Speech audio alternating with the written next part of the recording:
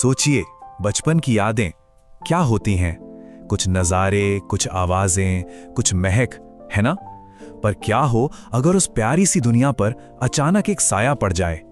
आज हम Charles Dickens के डेविड कॉपरफील्ड के दूसरे चैप्टर, जिसका नाम है मैं देखता हूं, के इस विजुअल एनालिसिस में इसी बात को समझेंगे। तो चलिए शुरू करते हैं। इस चैप्टर की सबसे खास बात पता है क्या है? एक बच्चे की देखने की गजब की क्षमता। मतलब वो दुनिया को बड़ी बारीकी से महसूस करता है, जैसे पुरानी चाय की पेटियों से आती हुई गंध या फिर जिरेनियम फूल का एकदम सही वाला रंग। लेकिन दिक्कत यह है कि वो इन सब चीजों के पीछे का मतलब नहीं समझ पाता। जैसा कि इस कोटेशन में कहा गया है, मैं देख तो सकता था छोटे छोटे टुकड़ों में, लेकिन इन टुकड़ों को जोड़कर किसी नतीजे पर पहुंचना यह मेरी समझ से बिल्कुल बाहर था। अब देखिए, यह स्लाइड डेविड की शुरुआती दुनिया के दो सबसे मजबूत पिलर्स को दिखाती है। एक तरफ बाईं ओर हैं क्लारा कॉपरफील्ड, उसकी मां, जिन्हें नाजुक सुंदरी कहा गया है। वो खूबसूरती, रोशनी और एक तरह के सुकून का प्रतीक हैं। और फिर दाईं ओर हैं पेगोटी, उसकी देखभाल करने वाली, जिन्हें कठोर रक्षक बताया गया है।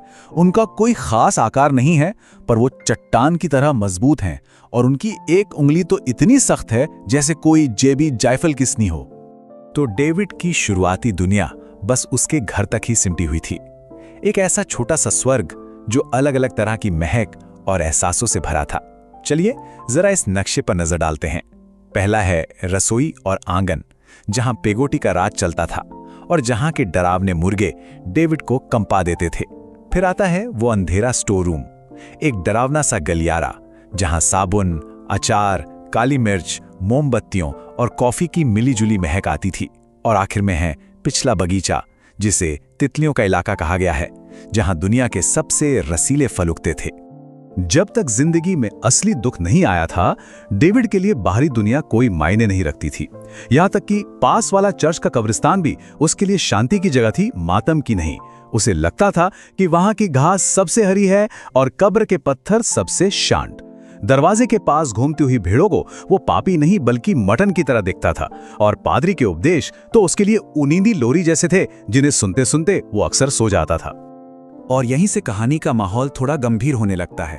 घर के अंदर की गर्माहट में अब एक तनाव घुलने लगता है। जब डेविड बड़ी मासूमियत से पेगोटी से शादी के बारे में पूछता है, तो वो एकदम से डिफेंसिव हो जाती है। वो उसे इतनी जोर से गले लगाती है कि उसके गाउन के बटन किसी धमाके की तरह खुल जाते हैं।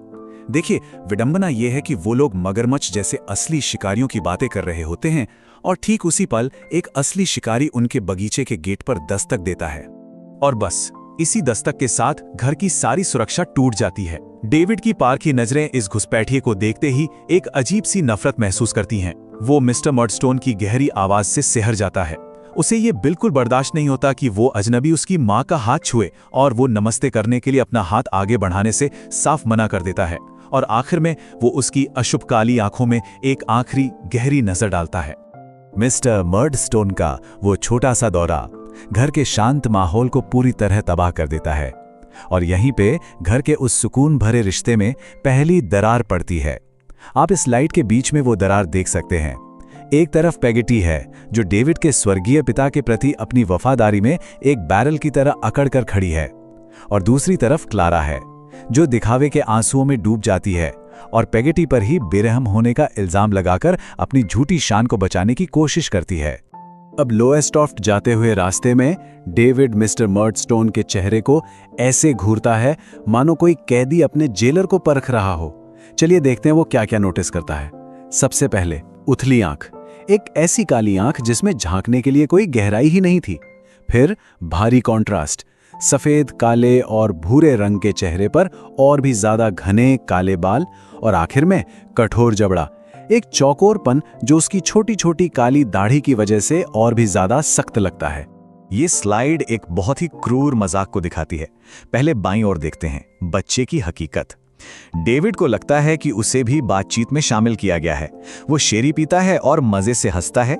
उसे इस बात की तसल्ली है कि उन आदमियों के मजाक का निशाना वो नहीं, बल्कि शेफील्ड का ब्रुक्स नाम का कोई और है। लेकिन अब जरा दाईं ओर देखिए, बड़ों का छिपा हुआ मतलब। असल में क्विनियन और मर्डस्टोन ब्रुक्स को एक कोड की तरह इस्तेमाल कर रहे हैं, ताकि वो डेविड के सामने ही उसकी समझ का मजाक उड़ा सकें और उसकी उलझन पर जाम पी सकें। धीरे धीरे मिस्टर मर्डस्टोन का असर क्लारा की सोच पर हावी होने लगता है। वो अपने ही बेटे को उसकी सबसे बड़ी रक्षक पेगोटी से राज छिपाने के लिए मजबूर करती है। जब डेविड बार बार कहता है कि उन आदमियों ने क्लारा को मिसेस कॉपरफील्ड को मोहित करने वाली और सुंदर कहा, तो क्लारा उस खतरे को नजरअंदाज कर देती है। वो कहती है, कितने बेवकूफ लोग हैं, है ना डेवी, पेगोटी को मत बताना। वो बस अपनी तारीफ सुनकर खुश होना चाहती है। यहां पर हमें वो बात समझ आती है जो बच्चा नहीं समझ पा रहा। बड़े लोग घर खाली करवा रहे हैं ताकि वो उसके परिवार में एक बड़ा स्थायी बदलाव ला सकें। ये पूरी एक सोची समझी चाल है। पहला कदम, सेटअप। पेगोटी अचानक से समुद्र किनारे 15 दिन की छुट्टी का प्रस्ताव रखती है। दूसरा कदम, तर्क। डेविड कहता है कि उसकी मां अकेले नहीं रह सकती। और तीसरा कदम, जाल। बड़ी आसानी से क्लारा को मिसेस ग्रेपर के साथ रहने भेज दिया जाता है, जहां बहुत से लोग हैं।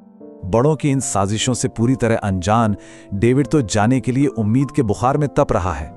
वो इतना बेचैन है कि अपनी टोपी और जूतों में ही सो जाना चाहता है। और यहीं पर यह लाइन दिल को छू जाती है। आज जब मैं ये सब बता रहा हूं तो मुझे याद करके बहुत दुख होता है कि मैं अपना खुशहाल घर छोड़ने के लिए कितना बेचैन था, और मुझे इस बात का जरा भी अंदाजा नहीं था कि मैं हमेशा के लिए क्या छोड़कर जा रहा हूं। और ये है कहानी का सबसे भावुक मोड़। जैसे ही गाड़ी दूर जाने लगती है, उस आंसुओं भरी विदाई के बीच मिस्टर मर्डस्टोन आता है और मां के पास खड़ा हो जाता है। यह साफ हो जाता है कि अब मां पर उसका हक है। डेविड के लिए यह उसके महफूज आशियाने के छिन जाने का पल है। जैसा कि डेविड खुद कहता है, यारमात का रास्ता बहुत लंबा था और मुझे बहुत अकेलापन महसूस हुआ। और बस इसी के साथ चैप्टर 2 डेविड के बचपन के उस मासूम स्वर्ग पर हमेशा के लिए दरवाजा बंद कर देता है। वो गर्म रसोई और मां का प्यार अब मिस्टर मर्डस्टोन की ठंडी साजिशों का शिकार हो चुका है। डेविड सोचता है कि शायद किसी परी कथा के खोए हुए लड़के की तरह वो उन बटनों के सहारे घर वापस जाने का रास्ता ढूंढ सकता है जो पेगोटी ने गिराए होंगे, लेकिन वापस जाने का अब कोई रास्ता नहीं बचा है।